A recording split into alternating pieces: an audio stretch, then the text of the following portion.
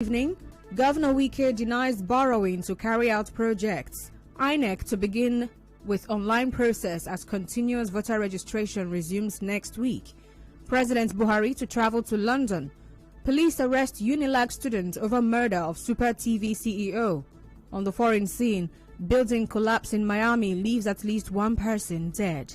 I am Constance Mega. Governor Wike has denied borrowing money to carry out projects in the state. Well, Governor Wike stated this during the flag-off ceremony for the construction of the Trans-Calabari Road today.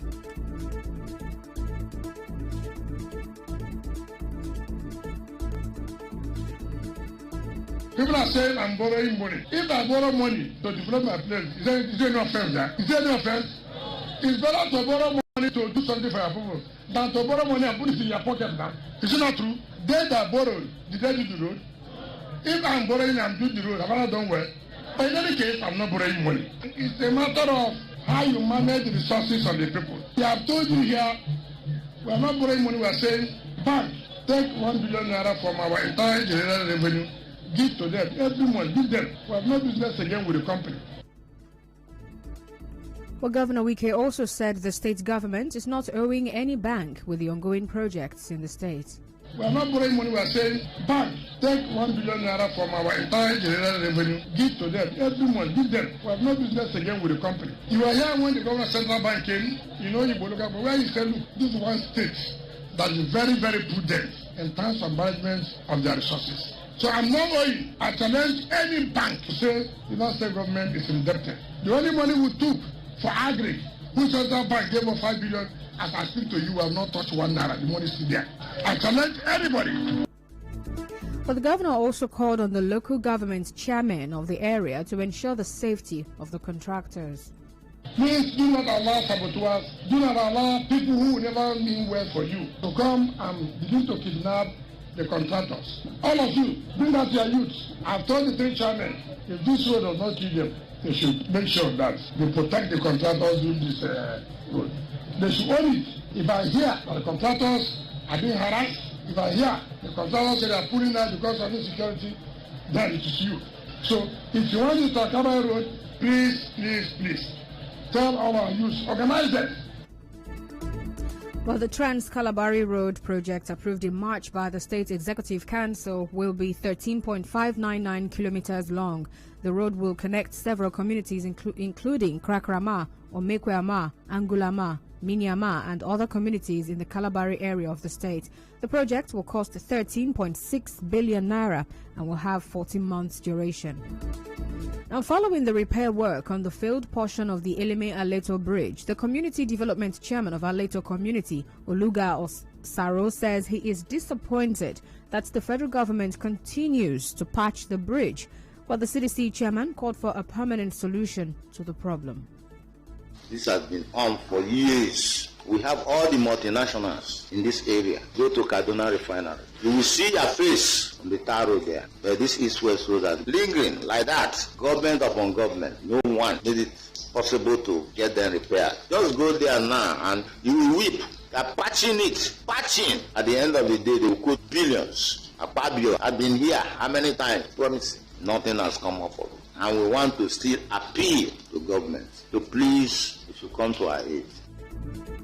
Well, as you may know, this is the 3rd time the Eleme Aleto Bridge has collapsed. Meanwhile, the site supervisor with Reynolds Construction Company, RCC, working on the collapsed part of the Aleto Eleme Bridge, says the bridge is being patched because they have not been properly mobilized by the government. Yesterday, the Minister of Niger Delta Affairs, Godswill Akpabio, said the bridge has been repaired. Just 3 days ago, one of the bridges had a problem, and we had to move in. We have repaired the damaged section of the bridge, and traffic is down flowing. Moving on now, the executive chairman of Andoni local government area, Erastus Awotu, has disbanded all local security outfits in the area and directed security agencies to arrest anyone found in possession of firearms. Mr. Awotu, who gave the order while swearing in his vice, Tema Christopher, secretary to the council, and his chief of staff at the council secretariat, said his administration does not recognize any local security outfit in the area other than the security agencies established by law. Well, he said he has put measures in place to ensure effective delivery in the area with a view to strengthening the enforcement of law and order.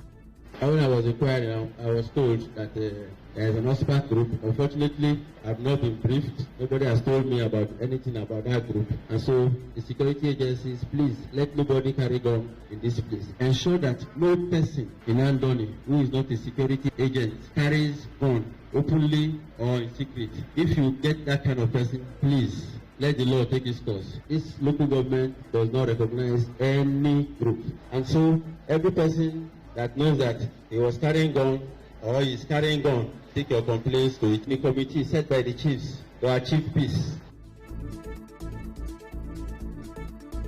Well, the Andoni Council boss, Erastus Awotu, also charged his vice and political appointees to live up to expectation and shun partisanship in the discharge of their duties. Now you are part of this government.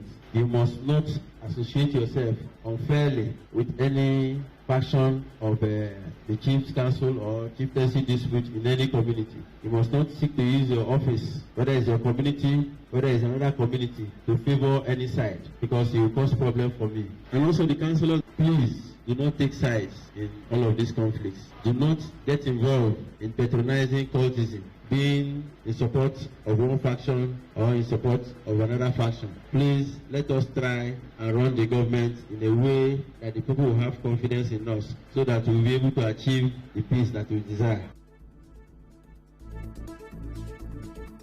Well, our correspondent reports that the Andoni Council Chairman Erastus Awotu also proclaimed the 9th Andoni Legislative Assembly and charged members to be resourceful and make valuable contribution for the good governance of Andoni. Meanwhile, the councillor representing Ward 6, Sheila Jacob Nte, who emerged as the leader of the House, said members of the 9th Assembly will work harmoniously with the council chairman to address insecurity in the area. We are here to work, and we are going to work well. On our part, we will make laws that will be of great interest of our people, and especially the issue of insecurity that is almost ravaging our land is something that will be addressed. We are going to look into it. We are going to make sure that all our communities that have been deserted, that the occupants return back to them. We are going to make sure that life is normal again. We are going to make sure that school children return back to school and everything comes back normal in Andoni again. Moving on now, the INEC Resident Electoral Commissioner in Rivers State, Obo Efanga, says the continuous voter registration process starting on Monday will first begin online. Mr. Efanga told newsmen today that the registration process will be completed physically from July 19.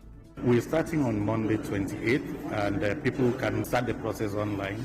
They'll fill in their information on the portal we'll provide online, and then come and conclude it physically in our designated offices so that we can take the biometrics. The physical exercise will not start until the 19th of July. That's when people who want to complete what they've started online can start doing it, or people who want to do the registration manually, they can come to our registration centers at that time. Well, the INEC Rec also said those qualified for the registration are Nigerians who are 18 years and above. For those who have registered before but are qualified to register, those who are 18 and above, Nigerian citizens, they should come and register if they've never registered before. And for people who need to make changes to their registration, they can come to us physically, but they can do that completely online without coming to us physically. Well, as you may know, INEC had said the continuous voter registration will begin nationwide on June 28. President Muhammadu Buhari is to travel to London tomorrow for a scheduled medical follow-up. A statement by his special advisor, Femi Adesina, said the president is expected back into the country by the second week of July. Well, recall that the president visited London in March for a medical checkup.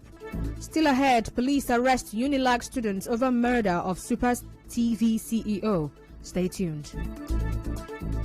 Fading away like the stars in the morning. The Diocese of HA League of Friends regret to announce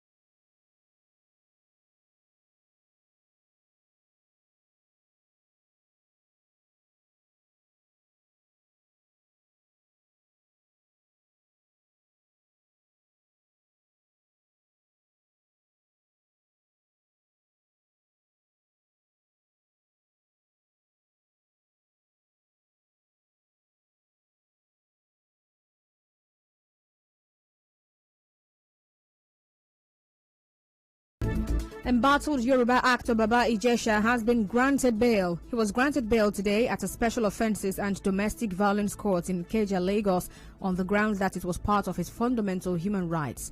Justice Oluwatoyin Taiwo said the surety must be a resident of Lagos with visible house address and payment of 3 years' tax. Well, the actor is facing charges bordering on rape, sexual assault, and abuse of a minor. At least one person has been killed and 33 others abducted following an attack by bandits in Kaduna State. The incident, which occurred last night within Kachia metropolis, also left several people injured. The wife of the Inspector General of Police, Hajara Usman Alkali Baba, says the recent attacks on police personnel left several families in poverty. Mrs. Alkali Baba, who is also the national president of Police Officers' Wife Association, POWA, made this known while addressing wives of police officers during her 5-day visit to Rivers State. Insecurity has become the order of the day, despite all concentrated efforts by our husbands to stop these ugly trends, namely NSAS, protests, bandits, Boko Haram, kidnapping, and currently the IPOD issues. In the face of these challenges, senseless attacks brought on our police officers and men at the various police information, they are killing them, destruction of police facilities, thereby leaving their families in total state of poverty. Correspondent Soibio Ruwari reports that the wives of police officers who died during the NSAS attacks and 9 policemen recently killed by unknown gunmen in the state were empowered by the wife of the IGP. 4 senior female police officers also received awards for outstanding performance. In business, search giant Google says its internet browser Chrome will scrap third-party cookies by late 2023. It said the removal of cookies is geared towards protecting the data of users. With third-party cookies, a web tracking technology, help companies and advertisers to track individuals and to target adverts based on location. In entertainment, U.S. pop star Britney Spears says she is traumatized and cries every day, telling a judge in Los Angeles that she wants her life back. But Spears, who is 39 years old, also said she had been denied the right to have more children and was put on the psychiatric drug lithium against her wishes. Well, her father was granted control over her affairs by a court order in 2008. And in sports, the Union of European Football Associations, UEFA, says it will scrap the away goals rule for all of its club competitions from next season in favor of extra time and a penalty shootout. Well, introduced in 1965, the rule was used to determine the winner of a 2-legged knockout tie in cases where the two teams had scored the same number of goals on aggregate over the 2 matches. And now, we'll bring you news from around the world.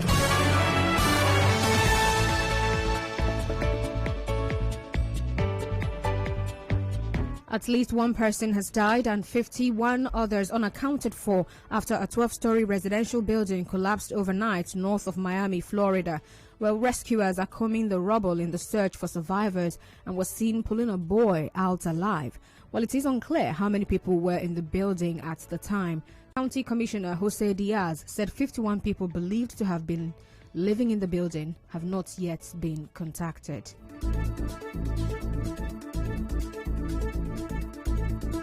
On the news this evening, you heard Governor Wike has denied borrowing money to carry out projects in the state. INEC says the continuous voter registration starting on Monday will first begin online. President Muhammadu Buhari is to travel to London tomorrow. Police have arrested a 21-year-old Unilag student over the murder of Super TV CEO. And on the foreign scene, a partial building collapse in Miami, Florida has left at least one person dead. The news was edited by Chioma Ezenwafo. Contact our newsroom on 0818-900-0017. Cloudy weather in Port Harcourt this evening. I am Constance Mega. Thank you so much for listening. Good evening.